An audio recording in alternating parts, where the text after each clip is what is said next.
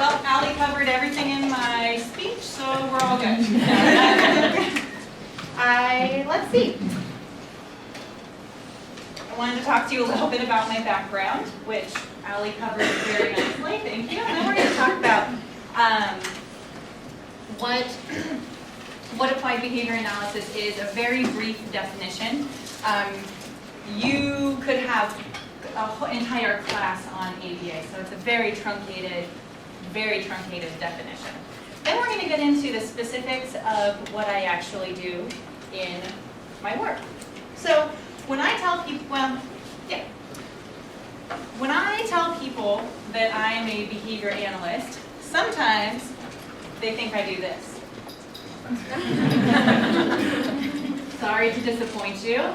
I don't chase serial killers, and I don't get access to a private jet, but I don't. The next slide has an example of what I do, albeit a very simplified example. Well, thank you. How thoughtful. Would you like a chocolate? Yeah, sure. Thanks. Oh, sorry, Sheldon, I almost sat in your spot. Did you? I didn't notice. Have a chocolate. Thank you.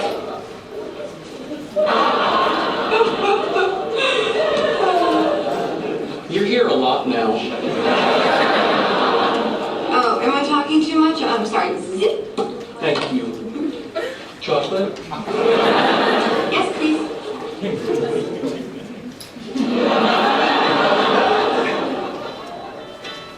Oh, hey, Kim. Yeah, you know what? Hold on. Let me take this in the hall.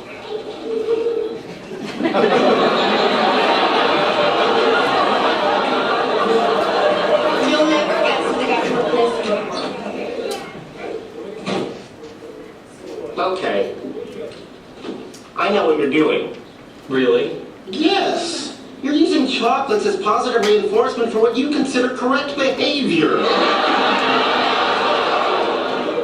Very good. Chocolate? All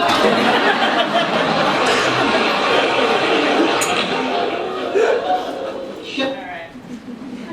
So the simplified version of what we do. So like Ali said, I'm an HSU graduate. I have a bachelor's in child development, and then I waited a couple of years when I came back to HSU and got my master's in education for the sole purpose of becoming a board certified behavior analyst. At the time, HSU wasn't offering an ABA master's program. So I had to go through the education department, and I kind of cobbled together my coursework to be able to sit for a board exam. But starting in a couple of years, I believe, HSU will be offering a master's in, I don't know the exact terminology, I'm not the person to talk to, but Chris Walmsley will be. No, I was going to get the spotlight. Okay. So a new professor here at HSU who's going to be orchestrating an ABA program once again at Humboldt, so that people who are interested can continue their education here and grow up to be BCBAs. Real quickly, so I've said board certified behavior analyst. What does that actually mean? It means that it's a professional who's been educated in applied behavior analysis. They have a master's in psychology or a related field. Like myself, I have a master's in education. In order to become a board certified behavior analyst, you have to have a minimum of 1,500 experience hours that are supervised by another BCBA. You need to sit and pass an arduous board exam, and then we have to maintain our certification by receiving continuing education units, so continued education. So to talk a little bit, I want to share a little bit about how I got interested in this and kind of the path that I took. I moved to HSU specifically to get a bachelor's in child development. I came here with the intention of becoming a special education teacher because I had had some experience with people with disabilities and knew that I wanted to work with that population. And the only arena that I was really aware of I just decided, well, that's what I'm going to do. But during college, I was fortunate to have a variety of jobs that worked with kids in a lot of different environments, including working at an overnight camp for people, children and adults, with physical and or intellectual disabilities. I worked at a shelter for families experiencing domestic violence, where I facilitated a playgroup for children who were living there. I worked in classrooms, in particular a resource classroom as an aide. I worked as a literacy aide in a few general education classrooms. But then once I graduated, I got my first job working in someone's home. I, again, didn't know at this time that that's what I would end up doing. But once I started working in people's homes, I really grew to love it and realized that that was the environment and the context that I wanted to work with this population. And the main reason that I really enjoy this is because it's based in action. It's an active job where I don't talk to people about their problems. I go into their homes and I work with them directly to take action to change the things that are going on with their kiddo that makes their life difficult. And that is extremely rewarding. It's, I can see the effects of my effort. Sometimes immediately, sometimes it takes a really long time to see any sort of grand progress, but there's almost always some sort of small progress that we can latch onto and use that as our own reinforcement for continuing what we do. My first job out of college, after I graduated, like I said, I started working in someone's home. I was hired through Changing Tides, which was then Humboldt Child Care Council. I was hired on as a behavior respite provider, which means that I was linked up with a kiddo, and I was there to provide enriching activities for the person and provide respite, a break for their caretakers. So it wasn't a really intensive program. There weren't a lot of specific goals that we were working on with the child. I was just there to hang out, and it was a really fun job. I got linked up with a 5-year-old boy who is diagnosed with autism, and I was also, with that job, I was supervised by a BCBA. And the reason I was supervised by a BCBA is this kid engaged in some challenging behaviors that impeded his ability to perform and engage in daily living activities. In particular, he had a lot of physical, repetitive behaviors that he engaged in all of the time, regardless of what the activity was. And so, because of my limited experience, I had the BCBA to provide some guidance. And it was a huge growth opportunity for me. I was right out of school, and so eager to learn more. But some of the suggestions that the BCBA made felt contradictory to my education. In particular, well, for example, she asked me to use a token economy system with this kid. So what that means is, for this child, he earned stickers, tokens, for good behavior, appropriate behavior, engaging with me, a variety of behaviors that we want to continue to see, and he would earn a token. After he got 5 tokens, he could trade them in for time with some sort of toy that he really likes or some sort of activity that he was really into. And I bristled at this idea of a kid working for stickers and this very controlled intervention that we were using. And I thought back to my education and went, well, where's the intrinsic motivation? It's not child-directed. But really, my thinking about that token system really just illustrated my lack of experience with the ASD population and the understanding of how some of those people learn. Typically, developing children don't need interventions to learn a variety of things. They just pick it up in their natural environment. But what we find with children with autism is sometimes they need highly structured learning opportunities to be able to learn skills, and then it's up to us to take those skills and generalize them in a variety of areas and make sure they can use them whenever they need to, not in just that teaching opportunity. So she gave me this suggestion, use this token economy system. I did it because she's my boss. I wanted my job. But what I found is, after we used it for a while, I saw the benefits of it. And I saw that through the use of the token system, he was able to engage in community activities a lot longer and way more appropriately than he had in the past. And eventually that token system was faded out and there were more naturally occurring reinforcers available, reinforcers available in his environment.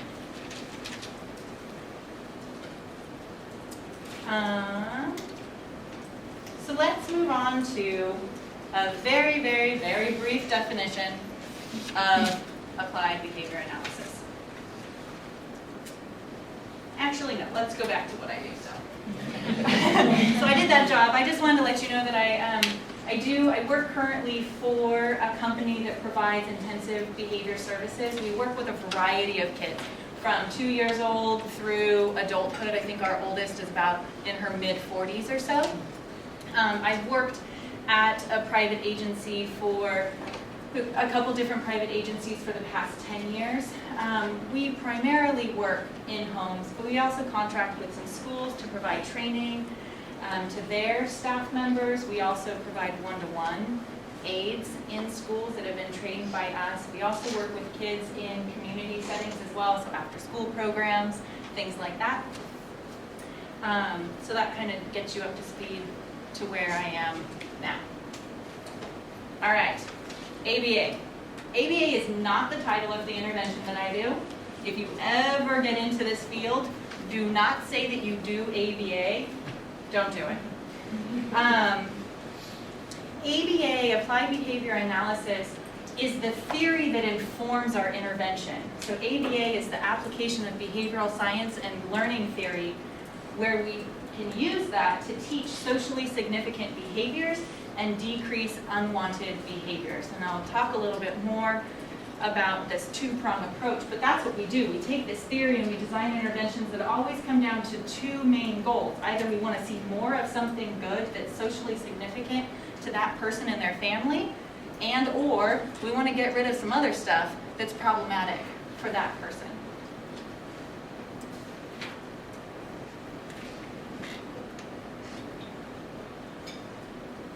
So ABA refers to the science of behavior and how we believe people learn new behaviors or stop doing certain things. It may seem odd to use the word behavior so I use the word behavior for anything, whether it's talking, playing, engaging in social activities. All of that to me is behavior, and we view that as skills that can be taught. We don't think about people's, that was going to sound kind of crass actually, I was going to say we don't think about people's internal feelings. Feelings aside here. We really look at what people are doing, what their actions are, not how a person might be feeling. If they feel angry, talk to me about that. What does that actually look like? So we're always concerned with active behaviors, not thinking about things. And applied behavior analysis, as you guys probably know, it's rooted in behaviorism. When people hear the word behaviorism, I think sometimes people think about rats being taught to run through a maze or pigeons pecking at a key to get a food pellet. But really now, modern behaviorism doesn't look at behaviors that discreetly, that small. We take into consideration the systems that are present in people's lives, and we don't disregard those. We think about the variety of influences that are active in someone's life, and the variety and the diversity of experiences that people have. And those are always incorporated into our interventions, not just looking at do this, get something good, do it again. Do this, get something bad, you're not going to do it again. It's not that simplified. So ABA is that large theory that informs how we can create interventions, and there's multiple applications of ABA, not just interventions for people with autism, also interventions for people who have a variety of intellectual or developmental disabilities, but there's other applications as well for ABA. One is behavioral medicine, which is an interdisciplinary field concerned with the development and integration of behavioral, psychosocial, and biomedical science knowledge and techniques that help inform how we can prevent diseases, diagnose different diseases and disorders, also looking at rehabilitation and treatment. Applied animal behavior, pretty self-explanatory. It specializes in the behavior of companion animals, such as behavior modification or training of companion animals, the behavior of farm, zoo, or laboratory animals in concern with animal management or welfare, and then studies of wild animals as well, such as wildlife management, pest management, and nature conservation. The science of behavior can also be applied to gerontology, so working with elderly adults. And another one, organizational behavior management, is taking those same theories and applying them in a workplace, so applying them in business and industry settings, where the focus of that one is really looking at how do we know how people learn, and we can take that and create really effective trainings for people in their workplace. Also, how do we know to change people's behaviors and make them better at whatever we want them to do, and use that knowledge for performance management, and also looking at safety compliance as well. How can we use our understanding of behavior to make sure that people are complying? And then my scope, which is education.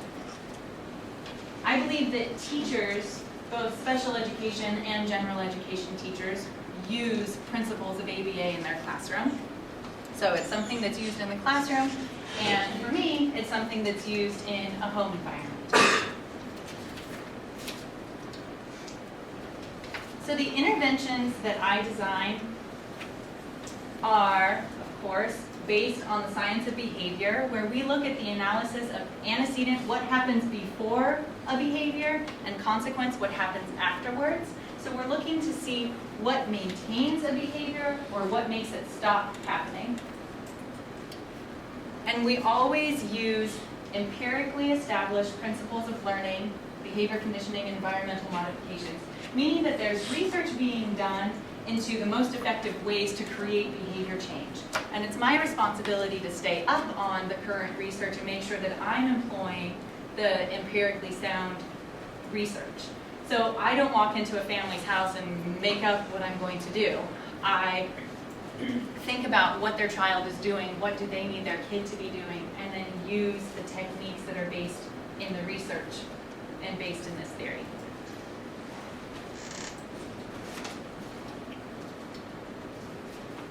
Like I was saying before, behavior analysts have two goals for treatment. First, we want to improve functional or adaptive behaviors. For example, with some of our kiddos, it might be further communication, self-help skills, work skills if they're an adult.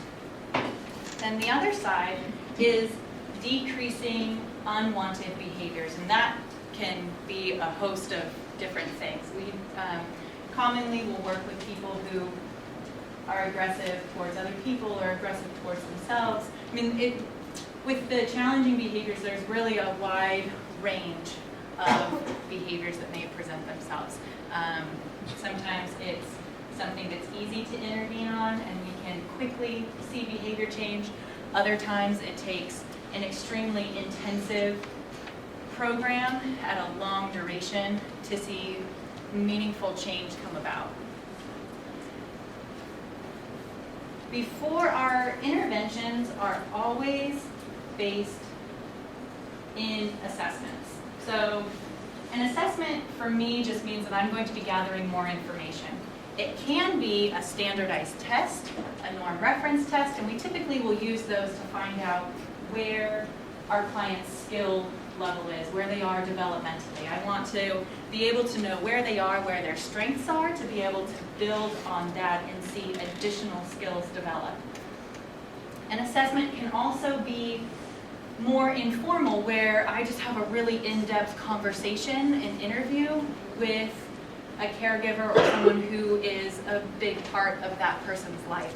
And that tends to be more of our behavioral assessment component, where pretty much all of our clients are referred to us because they have challenging behaviors, and it's my job to understand why that behavior is happening. What consequences is that person coming in contact with that keeps that behavior going? And a lot of that is done through interview. We do some observation coupled with our behavior assessment, because I don't want to just go off of what a parent or caregiver is saying, because sometimes I don't ask the right questions, and so I don't get the exact information that I need. But if I can see the client in their house, at their school, wherever, then I have a better understanding most times of where I can support them. Another behavioral assessment that we do involves, it's kind of like it's a test almost, where we can actively, and we plan for actively changing the reactions that people give the client in response to their behavior. This is called a functional analysis, and it's something that isn't super commonplace for just everyday work, but it's something that we would do if there is a client who's engaging in some pretty severe challenging behaviors and we haven't been able to really get it on lockdown yet. We might do an analysis where we plan every time child does X, this happens, and we just keep that going to see if we can get any change. We're trying to kind of cause the behavior and have it continue to happen. And based on our data, we can see, okay, what reaction is the most meaningful for this kid? And then we can take that information and make our intervention from that.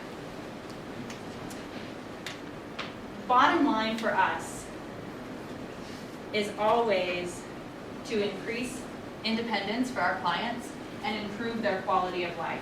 We prioritize, when I'm thinking about what I want to work on, what I see from an assessment, what an assessment tells me about where a kid is, and then I take that and decide, okay, what are we going to target first? I always want it to be really meaningful. I want it to be a meaningful skill for that kid and for their parent. Sometimes parents have different ideas of what would be meaningful. For example, I had a parent that was very concerned that their child didn't drink milk, but their kid also didn't have a lot of language. And so I came at from this perspective of like, we need to get your kid talking. The parent was like, man, he doesn't drink milk, and that's really concerning to me. So for me, I'm going to develop a more intense intervention around the language component. But I also need to listen to the parent and hear, okay, that's a concern for you. One, let's talk about why it's a concern and rule out any medical problems and this and that. That leads down a rabbit hole over here. But if it's something that's meaningful to the parent, then yeah, sure, we can work on some simple things usually to get your kid doing that. But I always want to make sure that I'm working on stuff that's meaningful, even when that doesn't always line up with what I thought was going to be meaningful for the family. And we want to work on skills that are not only meaningful, but also make a big impact on the person's life. If we can teach them a pivotal behavior, if I can teach you one thing, and you can do that one thing in your home, in your school, with your friends, on the bus, in the store, that makes a greater change for that person's life than if it's just one little behavior in their home. So we try and look at these pivotal skills that kind of open a door to more skills. We want to get more bang for our buck with our teaching. One example of a pivotal skill is communication. Almost all of our clients come to us with some sort of communication deficit. Not all of our clients are diagnosed with autism spectrum disorder, but most of them come with some sort of communication deficit. It could be that they are non-vocal, means they don't talk for communicative purposes, they just don't have words. It could be that when they get escalated in any way, they shut down and it's hard for them to articulate and communicate their wants and needs. It could also be that their language just isn't really socially appropriate.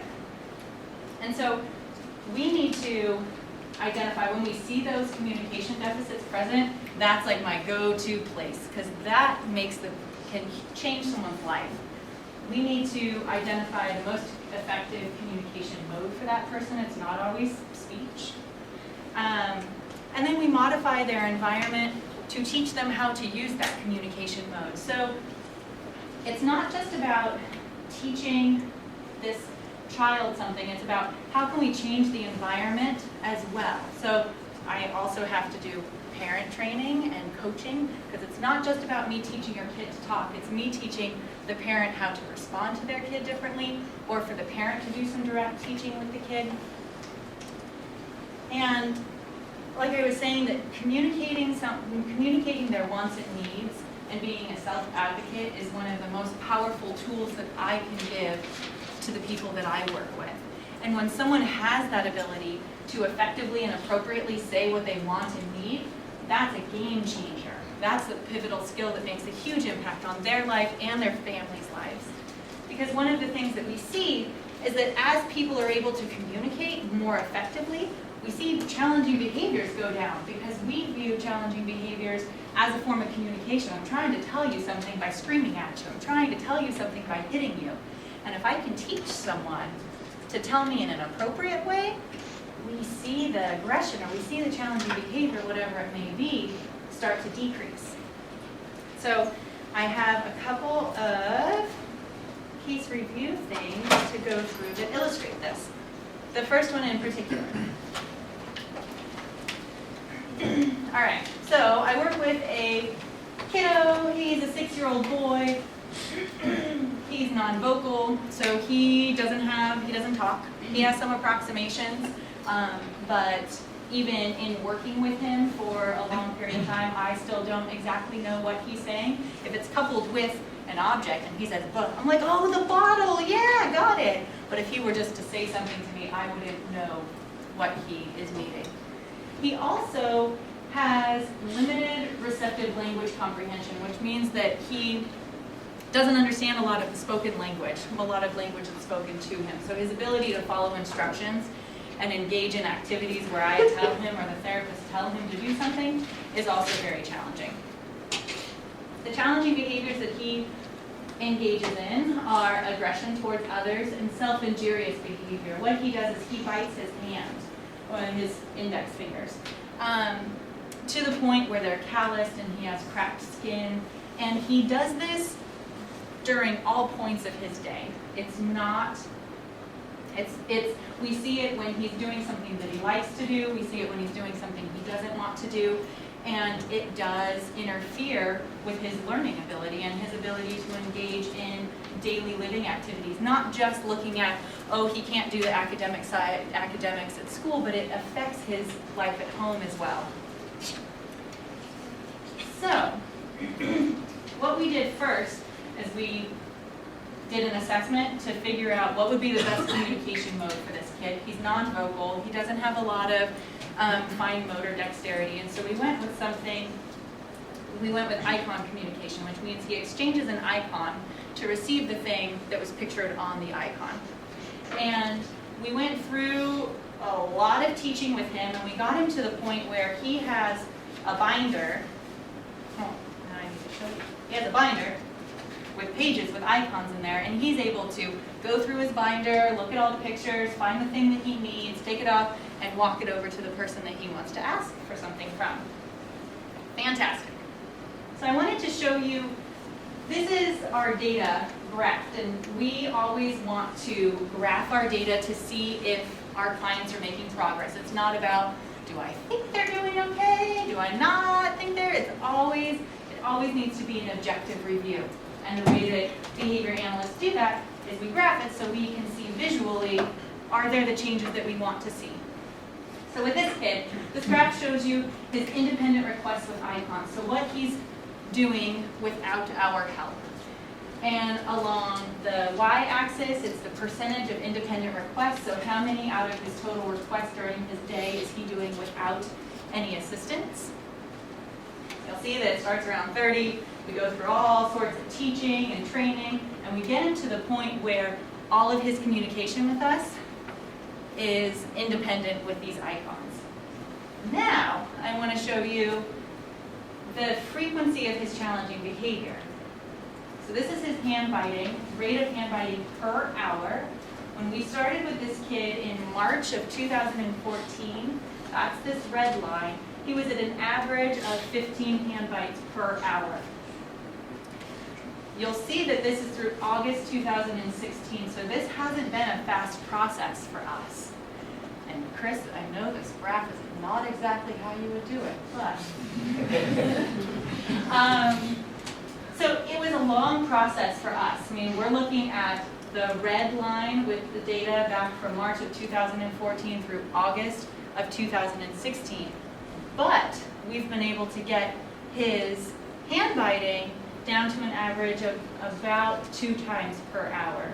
And so we're freeing him to be able to engage in more appropriate activities, but we've also taught him this fantastic skill of communicating his wants and needs without engaging in challenging behaviors.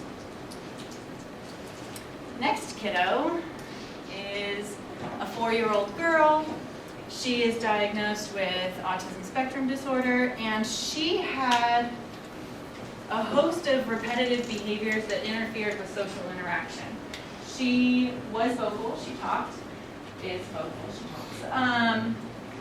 One of the repetitive behaviors that she did, though, was she would ask the same question over and over and over and over and over and over. She would initiate interaction with someone, start a conversation, but she didn't know how to then go on. She would just ask the same question.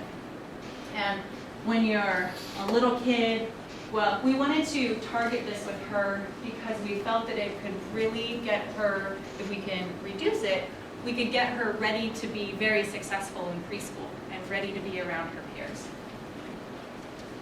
So we looked at teaching her novel questions that we wanted her to, she could ask all the questions she wanted, but they had to be different.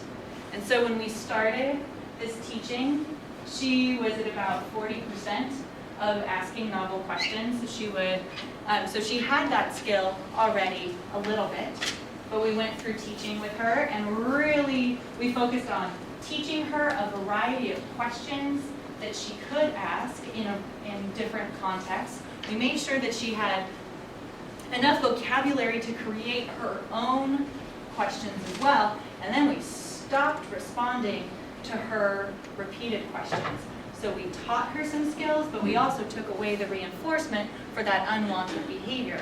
And she got to the point where she asked a ton of questions, but every one was something new.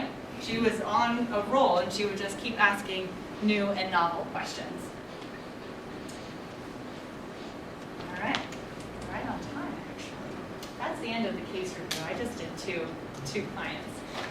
So in summary, if there's one thing that you take away from this, just remember that ABA isn't an intervention for autism, and the intervention services that we provide isn't limited to people with autism spectrum disorder. The focus of our intervention is always to improve the quality of life for the family unit, not just our client. What we do is appropriate for all ages. It's not just about little tiny people who have autism, because they grow up to be big people with autism and they usually continue to need some sort of support. And we create individualized interventions that are tailored to the needs of the family. So it's not a one-stop shop. I don't walk in with a curriculum and say, all right, kid, you're going to do this. It's really about getting to know the client and the family and what they need, and then tailoring our goals based in that theory, tailoring it to what they've identified as what's important to them. That's it.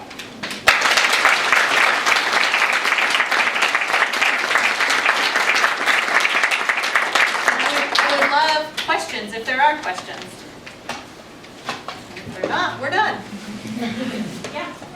So with the two case studies that you showed us, each client had a significant drop in the desired behavior. Do you know if there was something specific happening with those kids that at that same time to cause that? With this one, are you talking about? The one right before it, in like October, yeah, the one in October where just all behavior stopped. You know, I should have looked back to see what our notes said about that one. yeah, I don't know off the top of my head what it was, but because we're not operating in a vacuum, you know, we're in people's homes and there can be all sorts of stuff going on. So there's factors that we sometimes can't control for. And so it's very common that when we look at our data, when we graph it, it's kind of all over the place. We're looking for a general trend. So I'm not really sure what happened that day. It could have just been an off day for the kids. There could have been something in his environment that was different. I'm not exactly sure what it was. Did you have a question? Yeah, you were talking about the second case study. Was the question asking, and you said that you would just stop responding? I'm curious if you would actually just like not respond to her, if you'd be like, oh, I'm not going to answer that. Like, how you guys know about that? Just like no response. Nothing. Okay. Yeah, I was just curious. Yeah, and the reason for that is it seemed like she continued to ask the same question because it got some sort of reaction. Okay. And it didn't need to be a different reaction for her to keep asking the same question. So we needed to take away all reactions from that. So yeah, we just shut down. But then as soon as she was to say something that was different than what she said before, she got all the attention. How long did it take her? Was it like a matter of like a couple of days or like days? This kiddo had a lot of speech. So we didn't have to teach her a whole lot of words. So we're looking at from September to November, so a couple of months. Okay. Other questions? What is your average day like? Well, my day is different than the people who are directly working with the kids, and there's actually a few people in this room that work for Trumpet that work directly with the kids. But my day is different from that. So my responsibilities entail like the clinical side of things. I'm responsible for doing assessments with our brand new family. So we get a brand new referral. I go out and do some sort of skill assessment and behavior assessment with the family and with the kid. It's usually on the floor playing skill assessment type of thing. I am responsible for writing the goals and the program description. So writing up the program to give to the person who's actually going to be running it, the intervention. I write the intervention that someone else actually runs. I train the people who are working directly with the kids. I know I'm giving you like, this is a broad thing, and then I'll give you like an actual day. I do parent training. I'm responsible for analyzing our data to make sure that things are going in the way that we want them to. And if they're not, I'm responsible for changing the intervention. So what my day looks like is I have a chunk usually in the morning where I'm in the office doing paperworky type of stuff. I also supervise a handful of other BCBAs in our office, so I check in with them about clinical needs and other just kind of managerial, organizational systems type of stuff. And then usually in the afternoon, I'm going out and seeing families. A lot of our kids are in school or in some sort of day program, so we see them more often in the afternoon. So I go out in the afternoon and I actually see them. And that might be, I'm just going out to do some training or to see how it's going with the person who's working directly with them. I might be doing specific parent training. I might be doing assessment. So it's kind of broken up. Some office stuff, some work out in the field. And I think that for people who are BCBAs, that's pretty common because there's always some sort of office admin type of stuff that goes along with providing interventions. Whether it's just simply entering data into Excel or writing them an intervention. Other questions? Yeah? When did you say there might be a class available here? I believe, let's see if I can get this right. I believe that there are undergraduate classes that focus on applied behavior analysis. Psych 320. Great. And then potentially starting in a few years, there will be a master's program associated within the psychology department. But I'm not the person to talk to about that. All right, go ahead. Any other questions? I know that like interventions, everybody's maybe they've evolved a lot since like the 60s and 70s. Yeah. But like before they were like used to be persons and whatnot, and now it's evolved to an approach that really seems to be more focused on the quality of life of the child and speech directed and like working towards the kid being or individual being able to make things known. Yeah.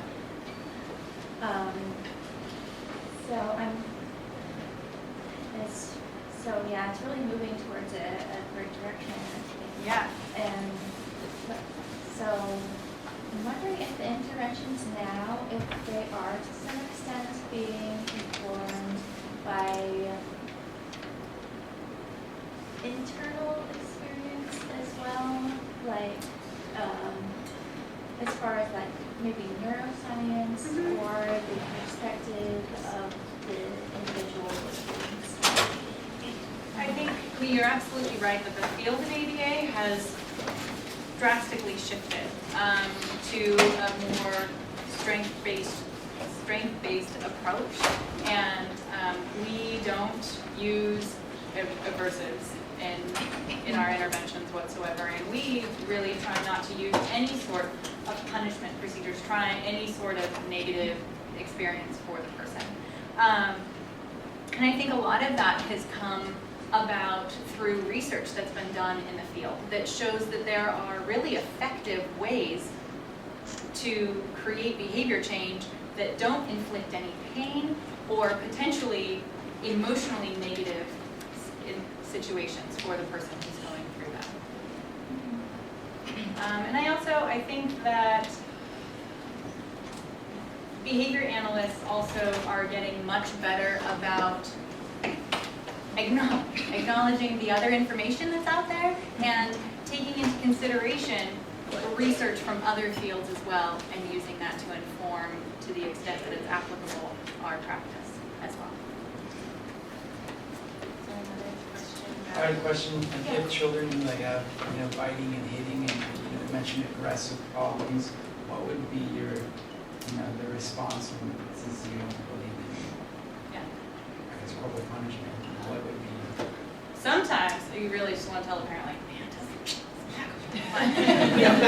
man, so in terms of behavior interventions, we don't design interventions based on what a behavior looks like. So if a parent says, my kid's hitting, I can't then say, do this, this, and this. What I need to do is find out, why do we think the child is engaging in that behavior? So it could be anything. It could be skits.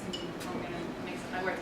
It could be spitting, hitting, running away, pulling hair. It doesn't matter what it looks like. My job is to find out what is the kid coming in contact with that keeps that behavior going. So we really need to find out in what context does the behavior happen, when does it happen?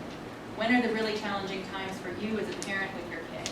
What do you do in response to when your kid does this? And then once we figure out or have an idea of why we think a child is doing what they're doing, then we can put together an intervention. So let's say, for example, a kid is hitting, and through our assessment, we find out that he tends to hit more when, and this is going to be a really simplified example, he tends to hit more when we're asking him to do things that he doesn't want to, or when we're telling him to move on from something that he really likes. That's the piece that really informs our intervention. That's what tells me, okay, parent, do X, Y, and Z. So it's not easy for me, and I'm not able to say this is what you would do if a kid's being aggressive. It would really come down to, why are they being aggressive? Does that answer your question, sort of, kind of? Kind of.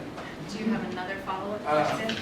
Well, no, I have a relative, a godson, that I think he's learned through preschool, like how to hit and bite his mom and stuff. Mm-hmm. It's interesting because I believe in, not necessarily like token economy, but like the reward system to transition, because he struggles with transitioning from, one item to the next. And he doesn't have autism, but it's like sensory processing disorder is what they call it, and I think it's on the spectrum. But I was just curious, because I don't like hitting either, and I don't think it's a great thing, but how do you teach a better behavior sometimes without resulting? So one question that you could ask yourself is, what do you want him to do instead of hitting? And really focus on getting him to do that behavior, and even if you have to coach him through how to do that, but what do you want him to do instead? And really start focusing all your attention and efforts on that other, better, Yeah, good behavior. so language. Yeah. Yeah. So when you have a child where it's seeming like it's very challenging and like they could lose hope, how do you, I don't know, I guess how do you deal with the child so they don't lose hope in the parents? Or how do you handle that situation? I mean, this job is not without its challenges, for sure. And there are times where I feel like I've done everything I can, and I can't imagine what the parent feels like when they live this day in and day out, and I'm sure they feel the same way. I think that it's up to us to try and create interventions that are practical for the family, so that I don't walk in and say, I know your life is up in the air right now, and I want you to take data, and I want you to do this, and do this, and do this, and do this, and when we're adding more stuff onto the parent's plate. So I think that we can, as behavior analysts, we can be very sensitive to where parents are at, and again, going back to what can I do, what's the one thing that I can do that would make some sort of impact or a great impact on this family's life right now, and let's just focus on that one thing, even if there's tons of other deficits.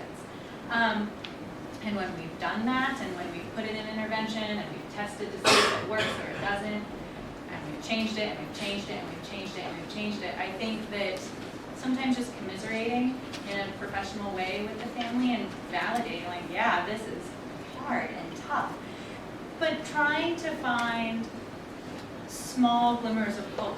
You know, has there been any progress, any change whatsoever? Sometimes, I mean, I know when I try and change my behavior and do something different, it's hard, it takes a long time.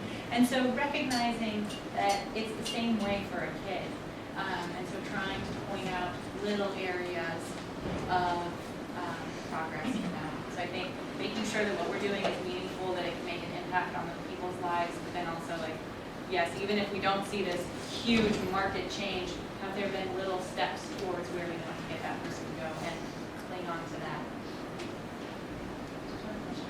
Mine kind of related back to Scott's about like parenting, but I used to work with this boy who had autism. He was in a wheelchair and he also didn't have language, and I would take him into like classrooms and like any social situation. He would self-harm, so he'd like hit himself or bite himself, and the only thing that I was really guided to do was to just like grab him and like kind of keep him from doing that, and then it would never really, like, there was no progress. He'd just start doing it again, and I just have to keep like sort of stopping the behavior when it happened, but there was no way that I was really taught to actually like get to the root of the behavior. So I was wondering if you kind of had like an example of like a way you kind of intervene with that, because I know it's like a really like personal, but Yeah. it felt like it wasn't helpful, and like it almost made him more upset because like he wasn't getting heard because he didn't have language.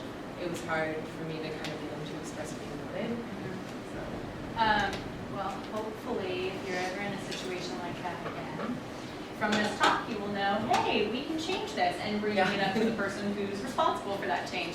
I hesitate to give specific recommendations because what we do is so individualized, and so I hesitate to say, go do this, and everyone leaves like, all right, we know what to do, like, none of this is supposed to be at all. So I think that just recognizing when you're in a situation, when you're working with kids or adults, I mean, even in your own life, if you're doing something and it's not working, it's not creating the change that you want to see, it needs to be revised. So sorry, I'm not going to give specifics, but yeah. Are there other? Yes. So, for children that are on the spectrum, we found that early intense intervention gives us the best possible outcome. Would you say it's the same for things like ABA, working with like the smaller children, you're seeing more change? Yeah, I think that, and in particular, under 5, and the younger the better. The sooner that we can be providing intervention, which essentially means just structured learning opportunities, we see better outcomes for that child later on in life. And in terms of looking at anyone's age and the level of service that they might need to make a change in their life or to be effective, it really depends on what kind of deficits they have and how extreme those deficits are. But for younger kiddos, we do recommend approximately 25 hours of service. So that's not necessarily service with us, but it's service in that child's life. So it might be us, the time that they spend with a speech and language pathologist, the time they spend at school, etc. We want that to amount to about 25 hours. And I'm not exactly sure, I can't quote research right now that has specific hours outlined for the other ages, but for us, how we approach it is we want to be able to see change, and if we're providing a certain number of hours per week and that isn't getting us to the change that we want to see, then we need to increase our services. Yeah? So what's the youngest you work with? The youngest I work with right now is, well, me personally, that I oversee, the kid just turned 3. The youngest I have worked with is 18 months.